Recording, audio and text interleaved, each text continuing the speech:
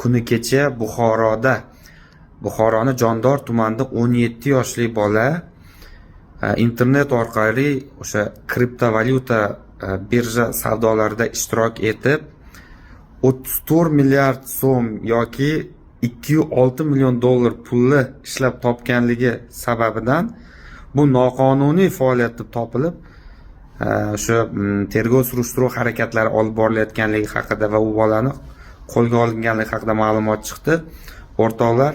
qarang, o'zbekistonlik Buxorodan chiqqan mana shu aqlli yigit O'zbekistonga salkam 3 million dollarga yaqin valyuta olib kiryapti-da va uni harakati noqonuniy deb topilib, bizni qonunchiligimizdagi mana shu zamonga mos bo'lmagan va juda bir tushunarsiz shunaqa xalaqit beradigan qoidalarni oqibatida uni harakati noqonuniy deb topilib, mana bugun shu yosh o'spirinimiz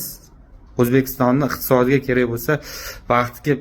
milliardlab dollar balki investitsiya kirita olish imkoniyatiga ega bo'lgan salohiyatli o'sha yosh bolamiz 5 yilgacha ozodlikdan mahrum qilinadi.